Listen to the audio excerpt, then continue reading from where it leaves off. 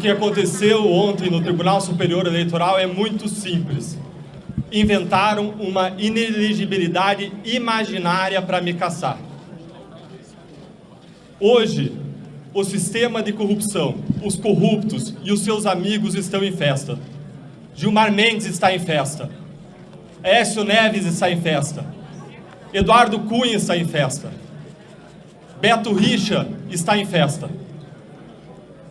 A verdade é uma só.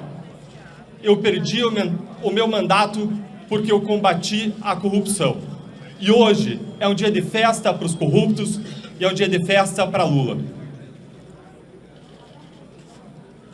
A Lava Jato, em algum momento, despertou uma nova esperança em todos nós. A esperança de que tudo podia ser diferente. E essa esperança guiou esses parlamentares todos que vocês estão vendo aqui unidos por uma causa. A causa da justiça e a causa da liberdade. Agora, o que nós vimos com o passar do tempo foi um sistema se recolocando, se reconstruindo e se vingando. Se vingando primeiro com a anulação das condenações, com a formação da nova figura dos descondenados como Lula. E em seguida nós vimos um sistema retalhando contra quem cumpriu a lei, contra os agentes da lei, contra quem ousou combater a corrupção no Brasil. Eu fui cassado por vingança. Eu fui cassado porque eu ousei o que é mais difícil no Brasil: enfrentar um sistema de corrupção, os corruptos mais poderosos no país, porque eu ousei me unir a tantos brasileiros que quiseram se erguer contra um sistema de corrupção em relação ao qual todos estão cansados e querem virar essa página. O presidente da República e o seu Partido dos Trabalhadores pediram a minha cassação.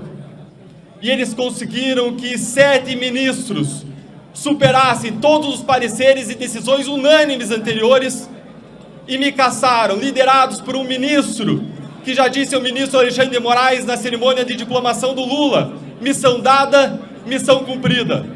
Liderados por um ministro que, ao encontrar Lula certa vez, disse: está tudo em casa. Eles me cassaram por uma inelegibilidade imaginária. A Constituição e a lei da ficha limpa é clara. Ficam inelegíveis membros do Ministério Público que saem na pendência de processo administrativo disciplinar. É clara, é objetiva. Existia algum processo administrativo disciplinar? Não, nenhum, zero. Mas eles construíram suposições. Uma primeira suposição de que reclamações poderiam se converter em algum procedimento disciplinar. Uma segunda suposição de que algum poderia gerar condenação. Uma terceira suposição de que alguma condenação poderia ser a demissão. E uma quarta suposição de que eu sabia tudo isso, como num Minority Report em que você sabe o futuro. Agora, de modo muito contraditório, porque se eu soubesse o futuro, eu poderia antecipar esse dia e essa decisão esdrúxula contra o direito, em que eles aplicam o direito da força e não a força do direito. Me punir nesse caso é como punir alguém por um crime futuro, ou pior, é punir alguém por uma acusação que não existe, é punir alguém por uma condenação que ainda não existe.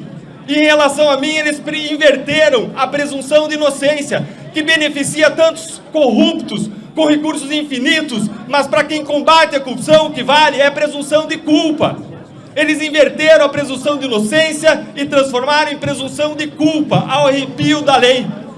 O Tribunal Superior Eleitoral disse que eu fraudei a lei, mas foi o Tribunal Superior Eleitoral que fraudou a lei e fraudou a Constituição, ao criar uma nova inelegibilidade contra a lei e contra o que diz a Constituição, que em decisões unânimes do próprio TSE, que na doutrina unânime, toneladas de textos escritos dizendo que restrições a direitos fundamentais, que restrições a direitos políticos jamais podem ser elastecidos, jamais podem ser interpretados de modo extensivo, de modo ampliativo, com analogia, e foi exatamente o que eles fizeram, fraudando a lei, fraudando a Constituição para me punir.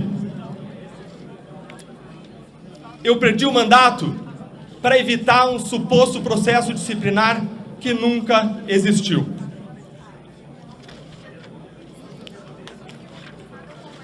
Hoje, o sistema de corrupção implementa a sua vingança e tem muitos poderosos unidos nesse esforço. Grandes políticos, inclusive parlamentares. Um presidente da República condenado por corrupção e descondenado numa decisão política do Supremo Tribunal Federal.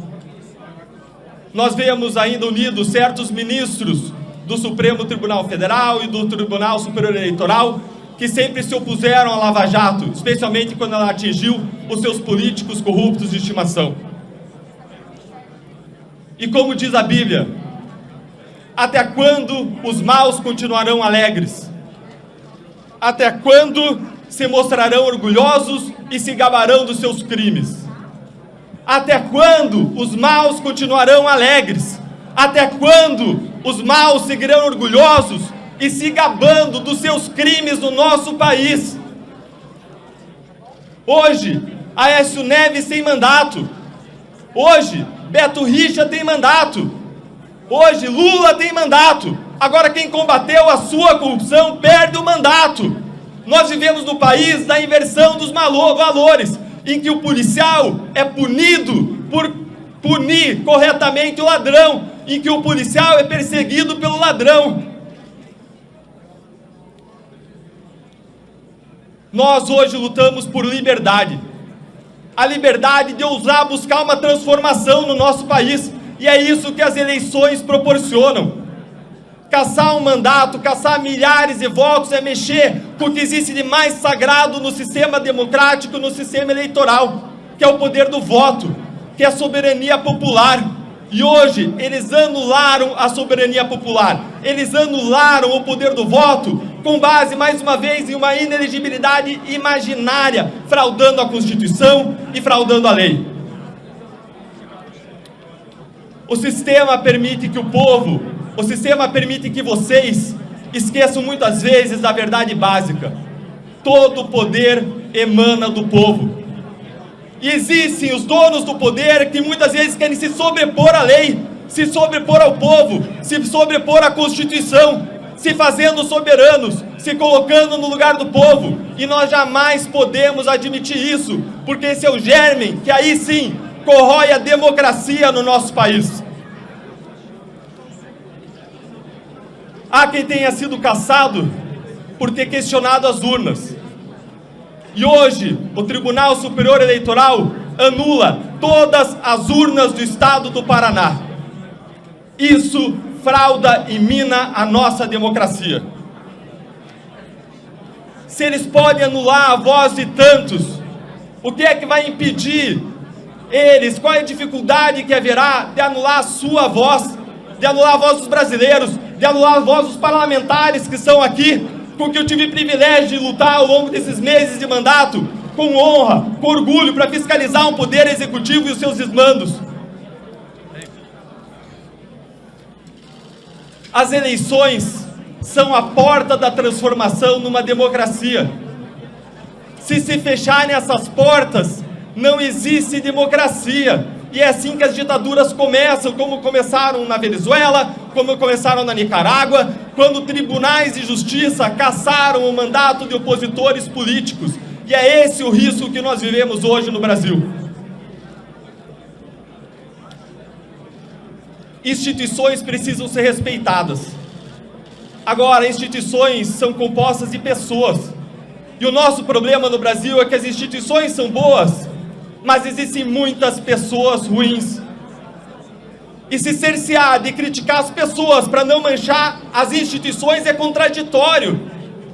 É uma incoerência. Porque deixar de criticar as instituições que elas mesmas, deixar de criticar as pessoas que elas mesmas corroem as instituições é enfraquecê-las, porque são elas que corroem as instituições. Nós precisamos ter a coragem, nós precisamos ter a liberdade de criticar os desmandos e as arbitrariedades dos poderosos. E se hoje eles cometem arbitrariedades comigo, com um mandato eletivo, quanto mais podem fazer com toda a sociedade brasileira, quanto mais no dia seguinte vão fazer com cada um dos adversários políticos do governo de ocasião. Desde que eu entrei no Congresso, muitas pessoas me perguntaram se eu estava gostando de estar aqui. E a minha resposta sempre foi a mesma. eu não me pergunto se eu estou gostando. Eu me pergunto se eu estou mais próximo do meu propósito. Um soldado no campo de batalha, ele não pergunta se o seu travesseiro está macio. Eu não estou aqui por um cargo, eu estou aqui por um propósito, eu estou aqui por uma transformação. Todo tombo dói. Mas eu não vou desistir. Como muitos cristãos ao longo da história, quando parecia que eles tinham tomado um tombo e que era um fim, na verdade aquilo era um novo começo. E hoje é um novo começo para a minha voz. Com esse tombo eu convido que todos que lutam contra a quebra da liberdade, contra a quebra da democracia, contra os abusos poderosos, que se reergam desse tombo comigo, unindo a sua voz, unindo a voz de uma oposição que hoje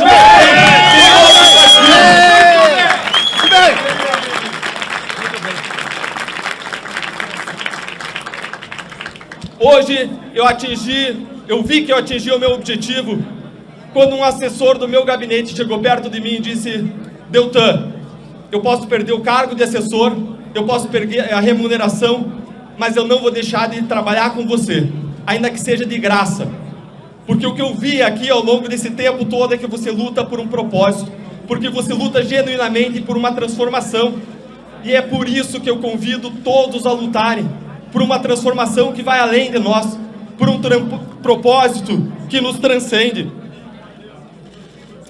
Eu jamais vou me arrepender de ter combatido a corrupção no Brasil, jamais. Aqui no Congresso eu combati o bom combate com orgulho, com honra, ao lado desses parlamentares que vocês veem aqui na frente. E nós vamos seguir lutando.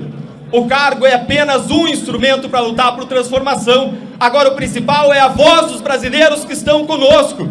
Nós precisamos que os brasileiros ergam a sua voz, que eles reconheçam o seu poder que está nas suas mãos, que é o poder que é a chave para a transformação, e nós não vamos permitir que as portas dos votos, que as portas das eleições sejam fechadas.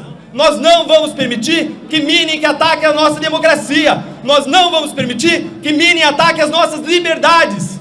Nós não vamos permitir que esse governo siga praticando desmandos e praticando corrupção. O poder que os tribunais têm de me atingir, o poder que os tribunais têm de me derrubar, é o mesmo poder que tinham os irmãos de José quando venderam o escravo para o Egito. É o mesmo poder que tinha o rei da Babilônia quando colocou Daniel na cova dos leões. O poder que eles têm ao me caçar é o mesmo poder que Pilatos tinha ao mandar Jesus para a morte. Essa história não acabou. Esse capítulo não é o capítulo final. Com um tombo vem um reerguimento, e um reerguimento com vocês, com a sociedade, e com esse conjunto de parlamentares que luta unido, senadores que honram o seu cargo, deputados que lutam unidos por justiça e que lutam unidos por liberdade. Martin Luther King disse que o que mais o preocupava não era o grito dos maus, não era a crueldade dos cruéis, mas era o silêncio dos bons. E hoje eu vejo aqui parlamentares que não vão ficar silentes. Hoje eu não vejo silêncio aqui, porque nós vamos lutar por justiça e por liberdade. Muito bem, muito bem. Muito bem.